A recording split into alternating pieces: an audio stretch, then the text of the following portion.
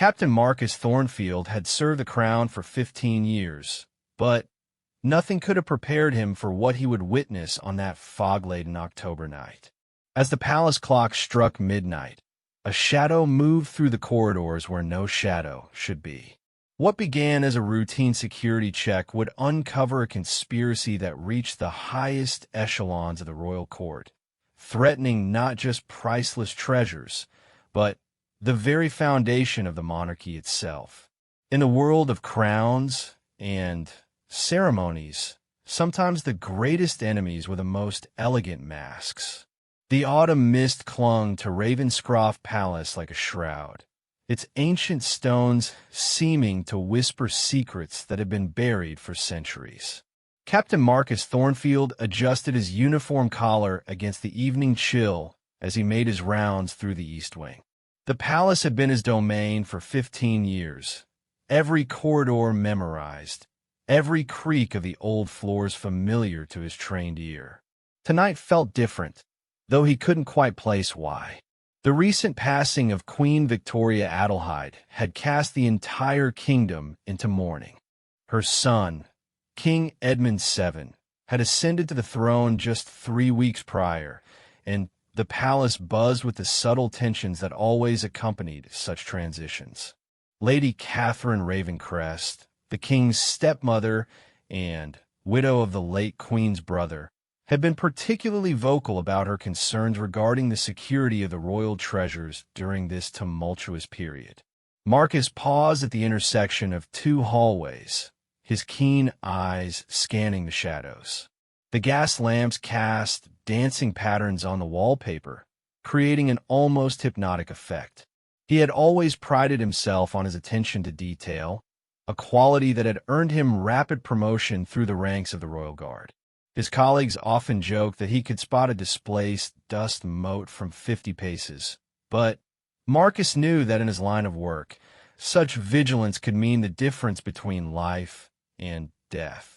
As he rounded the corner toward the Treasury wing, a faint sound caught his attention. It was barely audible, like silk brushing against stone. Marcus froze, his hand instinctively moving to the hilt of his ceremonial sword. The treasury was supposed to be completely sealed at this hour, with only himself and 2 other senior guards possessing the necessary keys and access codes.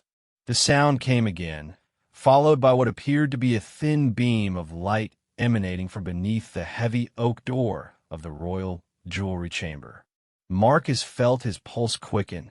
In all his years of service, he had never encountered an unauthorized presence in this section of the palace. The royal jewels were among the most heavily guarded treasures in the entire kingdom, protected by both ancient traditions and modern security measures. Moving with the stealth that had been drilled into him during his military training, Marcus approached the door. The light beneath it flickered and danced, suggesting movement within. He pressed his ear to the heavy wood and could make out the soft rustling of fabric and the occasional clink of metal against metal. Someone was definitely inside, and they were handling the precious contents of the chamber. Marcus knew he should immediately sound the alarm and summon additional guards, but something held him back. The methodical nature of the sounds suggested this wasn't a common burglar. Whoever was in there knew exactly what they were doing and where to find it. This level of access and knowledge pointed to someone from within the palace itself, someone who understood the security protocols and had managed to circumvent them entirely. The captain carefully retrieved his master key from his belt, an ornate piece of metalwork that had been passed down through generations of head guards.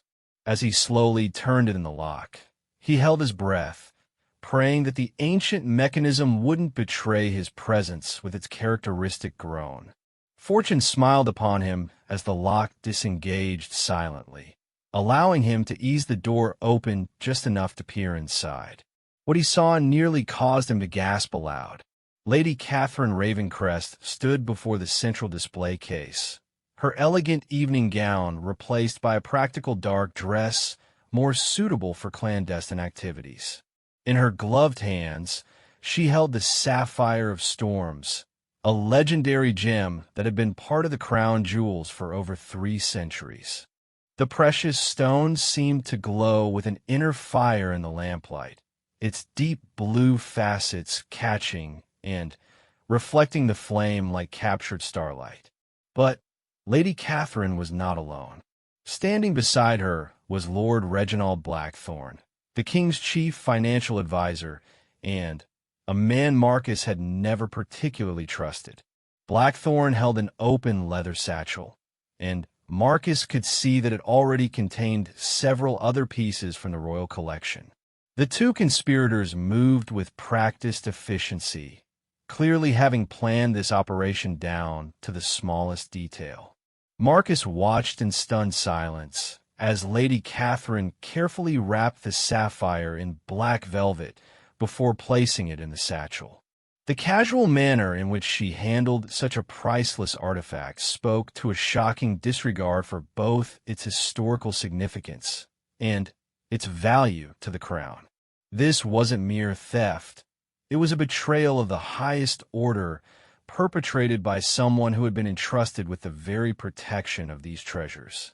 "The transport leaves at dawn," Blackthorne whispered, his voice barely audible even in the silent chamber. "Captain Morrison has arranged for the ship to dock at Whitmore Harbor. From there, our buyer in Amsterdam will handle the final transfer." Lady Catherine nodded, her face a mask of cold determination. The timing couldn't be more perfect. With Edmund still adjusting to his new role and the entire court focused on the succession ceremonies, no one will think to check the inventory for weeks. By then, we'll be long gone, and these trinkets will be financing a much more worthy cause than sitting here gathering dust. Marcus felt a chill that had nothing to do with the autumn air. The scope of this conspiracy was far greater than a simple theft. The mention of ships and international buyers suggested a sophisticated network of criminals operating at the highest levels of society. Moreover, Lady Catherine's reference to a worthy cause hinted at political motivations that could extend far beyond mere financial gain. As he continued to observe, Marcus noticed several details that would prove crucial in the coming investigation. Lady Catherine wore a distinctive pendant around her neck, a piece he had never seen her display in public. Blackthorne carried a walking stick with an unusual brass handle that appeared to unscrew, likely concealing additional tools or perhaps even a weapon. Most importantly, both conspirators moved with the confidence of people who believe themselves completely safe from discovery. The captain found himself faced with an impossible decision. He could apprehend them immediately, but doing so might alert other members of their network and allow the broader conspiracy to escape justice. Alternatively, he could continue observing and potentially uncover the full extent of their operation, though this approach carried the risk of allowing them to complete their theft. As if sensing his dilemma, fate made the choice for him. Lady Catherine suddenly looked up from her work, her eyes scanning the chamber with the alertness of someone who sensed danger. "Did you hear something?" she asked Blackthorne, her voice tense with sudden concern. Blackthorne paused in his packing and listened intently. "Just the wind in the eaves, my dear. These old buildings are full of mysterious sounds. We're perfectly safe here." But Lady Catherine wasn't convinced. She moved toward the door with cat-like grace, her hand reaching for something concealed within her dress. Marcus realized with growing alarm that she might be armed and prepared to eliminate any witnesses to their crime. The situation had just become exponentially more dangerous. The captain made a split-second decision that would change everything. Rather than retreating or calling for help, he chose to step boldly into the chamber, his hand firmly gripping his sword hilt. "Lady Catherine, Lord Blackthorne," he said in a voice that carried both authority and disappointment. I must ask you to step away from the royal collection and explain your presence here." The effect of his appearance was immediate and dramatic. Lady Catherine's face went deathly pale, while Blackthorn dropped the satchel, scattering precious gems across the marble floor. The sound of priceless artifacts hitting stone seemed to echo through the chamber like gunshots, each impact a testament to the magnitude of their betrayal. "Captain Thornfield," Lady Catherine said, her voice regaining some of its usual composure with remarkable speed. "How fortunate that you've arrived. Lord Blackthorn and I were just conducting a security inspection of the collection. We've been concerned about potential vulnerabilities in the wake of Queen Victoria's passing." Marcus had to admire her quick thinking, even as he rejected her explanation entirely. A security inspection that requires removing items from their cases and concealing them in leather satchels? "I'm afraid I must ask you to remain exactly where you are while I summon additional guards." Blackthorn stepped forward, his face flushed with a combination of fear and anger. "You forget yourself, Captain. Lady Catherine is a member of the royal family, and I am the king's chief advisor. We don't require explanations to common guards, regardless of their rank." The insult stung, but Marcus had faced down charging cavalry units without flinching. A corrupt lord's bluster would not deter him from his duty. "My apologies, Lord Blackthorn, but my loyalty is to the crown and the treasures I've sworn to protect. Your rank does not grant you the authority to remove items from the royal collection without proper documentation and approval." Lady Catherine's hand moved again toward her concealed weapon, but Marcus was ready. "I would advise against any sudden movements, my lady. I am trained to respond to threats against the royal treasures with appropriate force, regardless of the source of that threat." The standoff stretched for several tense seconds, the only sound the gentle flickering of the lamp flames. Marcus knew that backup would eventually arrive for his regular check-in, but that could be another hour or more. He needed to maintain control of the situation until then, while also gathering as much information as possible about the broader conspiracy. "Perhaps we can reach some sort of understanding," Lady Catherine said finally, her tone becoming almost conversational. "You're clearly a man of principle, Captain Thornfield, but principles don't pay for a comfortable retirement or ensure your family's security. The people we represent have very deep pockets and would be quite generous to someone who proved helpful in this matter." Marcus felt a surge of disgust at the attempted bribery. "The only understanding we need to reach, Lady Catherine, is that you and Lord Blackthorn will remain here until I can arrange for proper authorities to investigate this situation. I suggest you use that time to consider how you'll explain your actions to the king." Blackthorn laughed bitterly. "The king? That boy barely knows which end of the crown faces forward. Do you think he'll take the word of a guard over that of his own stepmother and most trusted advisor? You're playing a very dangerous game, Captain."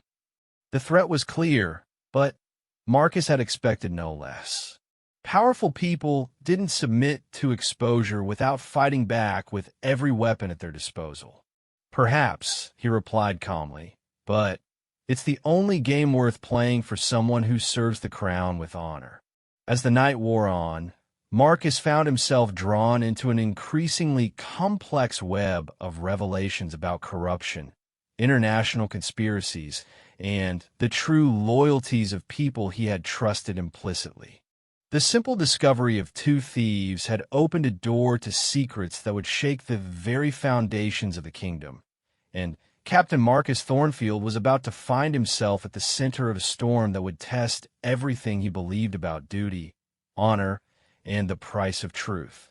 Dawn was still hours away when additional footsteps echoed through the palace corridors, but they weren't the measured steps of arriving backup that Marcus had hoped for. Instead, The sound belonged to someone moving with urgent purpose, someone who clearly knew these halls as well as he did. Lady Catherine's eyes flickered with what might have been relief or calculation as the footsteps drew closer to the jewelry chamber. The door burst open to reveal Captain James Morrison, the harbor master whom Blackthorne had mentioned earlier. Morrison was a compact man with weathered features and eyes that had seen too much of the world's darker corners. His uniform was rumpled, as if he had dressed hastily, and his face bore the expression of a man walking into a crisis he had hoped to avoid. "Catherine, what in blazes is happening here?" Morrison demanded, his gaze taking in the scattered gems, the open display cases, and Marcus standing guard with his hand still resting on his sword hilt. "The ship is waiting, and dawn approaches. We cannot afford delays." Marcus felt the pieces of the conspiracy clicking into place with sickening clarity. Morrison's arrival confirmed that this operation involved not just palace insiders, but also had connections reaching into the kingdom's maritime infrastructure. The corruption ran deeper than he had initially imagined, extending into multiple branches of the royal service. "Captain Morrison," Marcus said formally, "I must inform you that Lady Catherine and Lord Blackthorne are currently under detention for attempted theft of royal property. I would advise you to distance yourself from this situation immediately while you still can." Morrison's laugh was harsh and bitter. "Under detention? By whom exactly?" "Your one man, Thornfield, standing against people who have connections you can't even imagine. Do you really think your sense of duty will protect you when this reaches the highest levels of government?" Lady Catherine stepped forward, her composure now fully restored. "Captain Thornfield seems to have confused his role, James. He believes he has the authority to interfere with matters of state security that are far beyond his understanding or clearance level." Marcus had heard enough double talk and veiled threats. "State security? Is that what we're calling robbery now? I've seen you pack royal jewels into a satchel with my own eyes. There's no amount of political maneuvering that will change what I witnessed here tonight." Blackthorne retrieved a leather portfolio from his coat and extracted several official-looking documents. "Perhaps these will clarify the situation, Captain. What you stumbled upon is actually a carefully planned operation to relocate certain vulnerable treasures to more secure locations. The authorization comes from the highest levels of the intelligence service." Marcus examined the papers with growing skepticism. The seals looked authentic, and the signatures appeared genuine, but something about the whole situation felt fundamentally wrong. "If this is an authorized operation, why was I not informed? The security of the royal treasures is my primary responsibility." "Because," Lady Catherine said with exaggerated patience, "certain elements within the palace itself have come under suspicion. The intelligence service has reason to believe that information about treasure movements has been compromised. This operation requires absolute secrecy, even for members of the regular guard." The explanation was plausible enough to give Marcus pause, but his instincts told him it was an elaborate fiction designed to justify theft. "If that's the case, then you won't object to my verifying these orders with the king himself. I'm sure His Majesty would want to personally assure his guard captain that these activities have his full approval." Morrison stepped closer, his hand moving to his coat in a gesture that Marcus recognized as potentially threatening. "The king is not to be disturbed with operational details. These orders supersede any concerns you might have about protocol." Marcus realized that the situation was escalating beyond his ability to control alone. 3 conspirators now stood between him and the door, and at least one of them appeared to be armed. His years of military training told him that his best option was to create a diversion and escaped to summon reinforcements, but his duty to protect the royal treasures demanded that he not abandon his post. "I'm afraid I cannot accept that explanation," Marcus said firmly. "My oath of service is to the crown, not to unofficial operations conducted in secret. These treasures remain under my protection until proper authorization can be verified through official channels." Lady Catherine's facade of patience finally cracked, revealing the cold calculation beneath. "Captain Thornfield, you're forcing us into a position where we must consider options that none of us would prefer. These treasures are leaving the palace tonight, with or without your cooperation. The only question is whether you'll be alive to file a report about it." The threat was now explicit, and Marcus knew that his next words could determine not just the fate of the royal jewels, but his own survival. "Lady Catherine, you've just confessed to theft and threatened the life of a royal guard. Even if your documents were genuine, which I doubt, you've now committed crimes that no amount of political influence can excuse." Morrison drew a pistol from his coat, the metal gleaming dully in the lamplight. "Enough talking. We have a schedule to keep, and this guard has become a liability we cannot afford." Marcus had faced armed opponents before, but never in such confined quarters and never with priceless artifacts scattered around his feet. Any violence in the chamber could result in irreparable damage to treasures that belonged to the entire kingdom. He needed to find a way to protect both himself and the collection while somehow alerting the rest of the palace to what was happening. "Before you do anything irreversible," Marcus said, his voice steady despite the weapon pointed at his chest, "you should know that I've already taken certain precautions. My failure to complete my scheduled rounds will trigger an automatic search protocol within the hour. When that happens, this chamber will be swarming with guards, and your carefully planned operation will become a massacre that leaves physical evidence scattered throughout the palace." Blackthorn looked uncertain. Is he telling the truth about the protocol? Lady Catherine's eyes narrowed as she studied Marcus's expression. "It doesn't matter. We're too far committed to turn back now. James, deal with this obstacle so we can complete our work."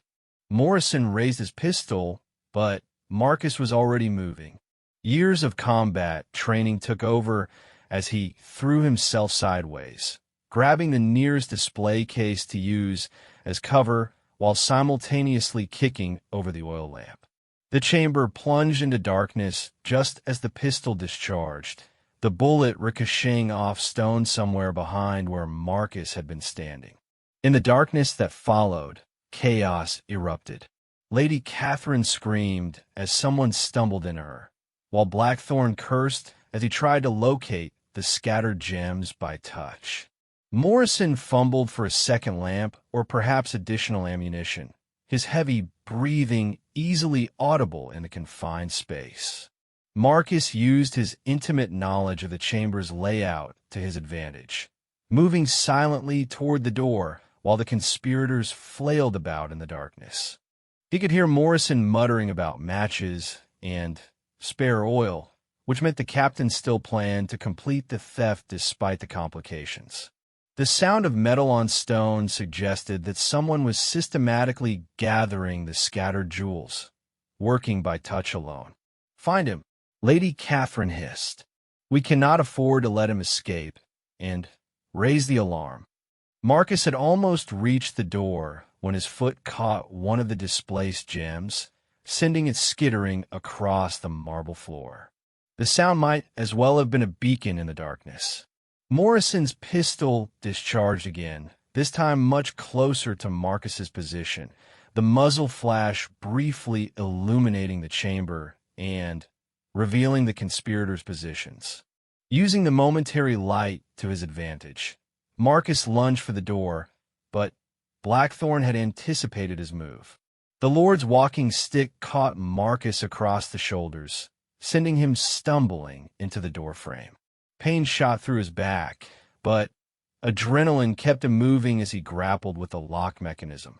Morrison was reloading his pistol with practiced efficiency, and Marcus knew he had only seconds before the next shot. He managed to get the door open just as light flared behind him, someone having successfully relit one of the lamps. The illumination revealed the devastation in the chamber.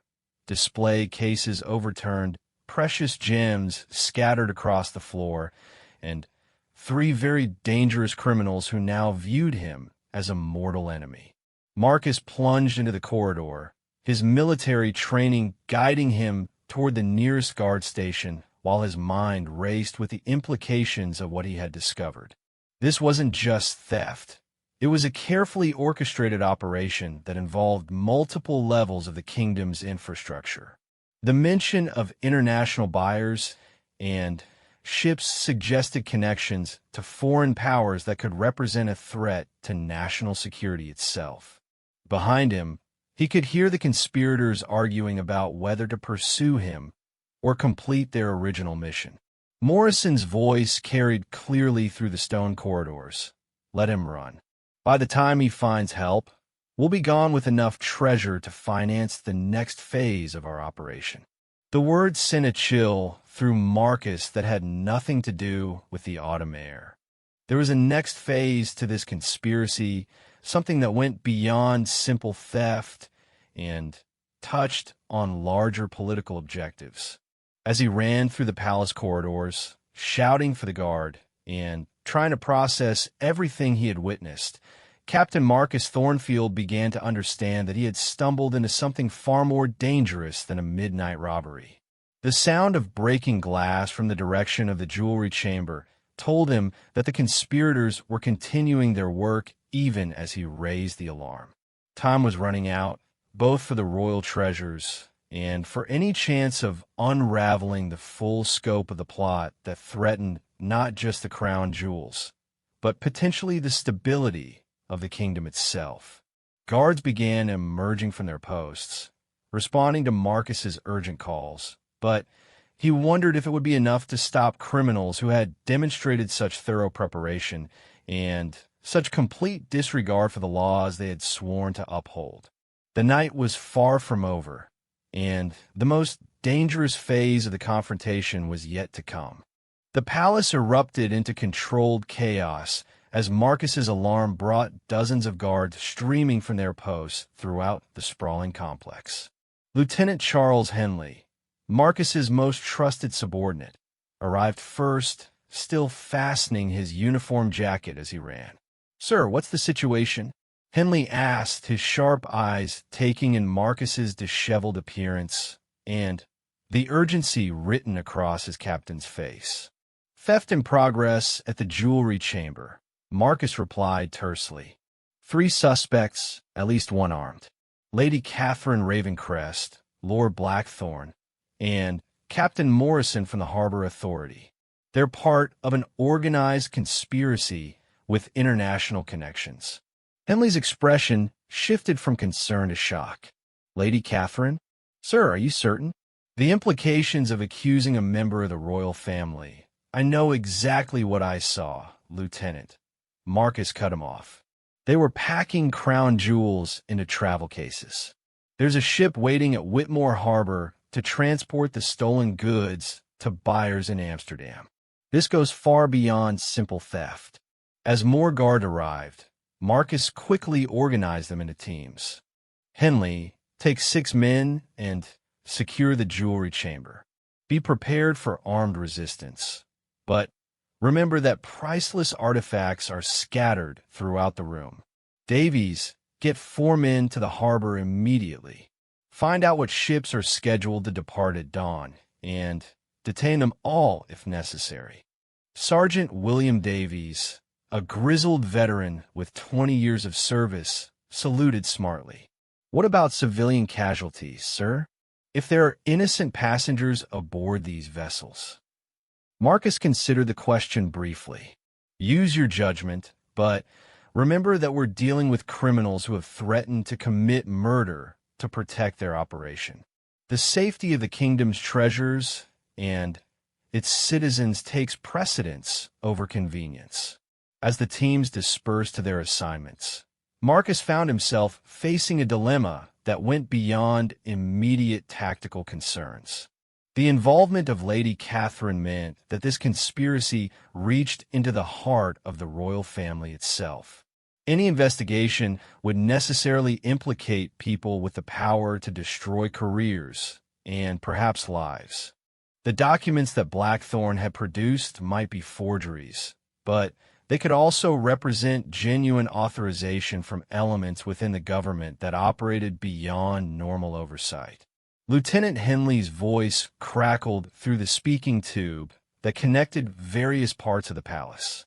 "Captain, the jewelry chamber is empty. There's significant damage to the display cases, and we found evidence of at least a dozen missing pieces from the primary collection. There are also traces of blood on the floor near the door." Marcus touched his shoulder where Blackthorn's walking stick had caught him. The injury was minor, but the blood evidence would help corroborate his account of the evening's events. "Any sign of the suspects?" "Negative, sir. But we found this note attached to the main display case." Henley's voice carried a note of concern that made Marcus's stomach tighten. "Read it to me, Lieutenant." "Captain Thornfield," Henley read, "your interference tonight has forced us to accelerate our timeline, but it has not deterred us from our ultimate objectives. The treasures you sought to protect are now beyond your reach, but they represent only a small fraction of the resources we require for our true purpose. If you value the stability of the kingdom you claim to serve, you will cease your investigation immediately. There are forces at work here that are larger than any individual's sense of duty, and continued interference will result in consequences that extend far beyond your ability to imagine or prevent. Consider this your only warning." Marcus felt a cold certainty settling in his chest. This was no longer about stolen jewels or even corruption within the palace. The note's reference to ultimate objectives and forces at work suggested a conspiracy with political dimensions that could threaten the very foundation of the monarchy. His duty as a guard had suddenly expanded into something approaching matters of state security. Before he could respond to Henley's report, Sergeant Davies's voice came through another speaking tube. "Captain, we have a situation at the harbor. The merchant vessel Silver Dawn attempted to depart ahead of schedule when our men arrived. We managed to stop her, but not before several passengers escaped in small boats. We're conducting a search of the ship now." "What did you find aboard?" Marcus asked. "That's the interesting part, sir. The ship's manifest shows a cargo of textiles and pottery bound for Amsterdam, but the actual cargo hold contains wooden crates filled with what appears to be high-quality forgeries of famous artworks. The craftsmanship is extraordinary. These aren't simple counterfeits, but pieces that could fool expert appraisers."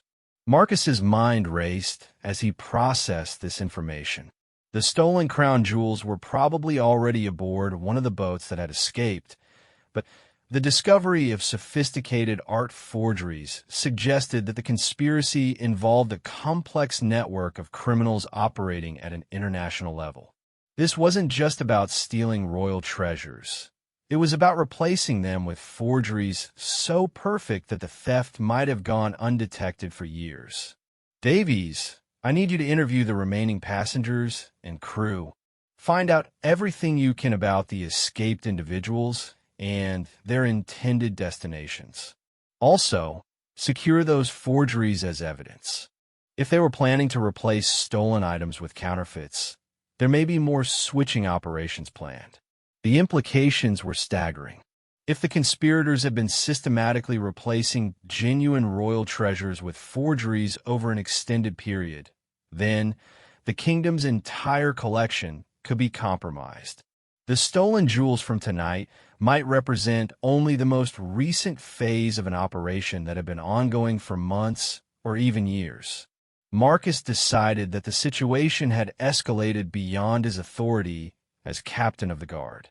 This required immediate notification of the highest levels of government, regardless of the political complications that might result.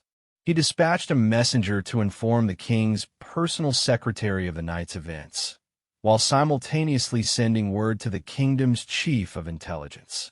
An hour later, Marcus found himself in the uncomfortable position of briefing Lord Chancellor William Ashford, the king's most senior advisor, and a man whose political instincts were as sharp as his legal mind.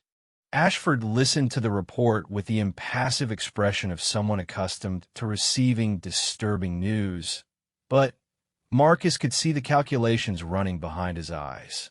"Captain Thornfield," Ashford said when the briefing concluded, "you understand the sensitivity of these accusations?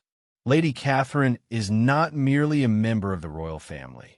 She's also been one of our most vocal advocates for increased palace security.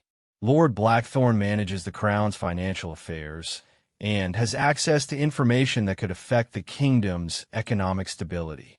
Marcus had expected political concerns to complicate the investigation, but he was prepared for them. "Lord Chancellor, I understand the implications of my report. However, I witnessed these individuals removing crown jewels from their display cases with my own eyes. The physical evidence supports my account, and the international connections we've discovered suggest a threat that goes far beyond palace politics." Ashford studied him for a long moment. "Tell me about the documents that Blackthorn showed you. You mentioned that they appeared to be official authorization for the treasure relocation. They looked authentic at first glance," Marcus admitted, "but the circumstances under which they were produced, combined with the secretive nature of the operation and the threats that followed, convinced me that they were either forgeries or had been obtained through deception." The Lord Chancellor rose from his chair and moved to the window, gazing out at the pre-dawn darkness that still shrouded the palace grounds. "Captain, I'm going to share some information with you that is normally restricted to the highest levels of government. 3 weeks ago, our intelligence service received reports of a potential foreign conspiracy aimed at destabilizing our monarchy. The reports were vague and came from sources of questionable reliability, so we chose not to alarm the king during his period of mourning and transition." Marcus felt a chill of recognition. The conspiracy mentioned in Lady Catherine's note? Possibly. The reports suggested that foreign agents had infiltrated our court and were working to acquire sensitive materials that could be used to influence our political processes.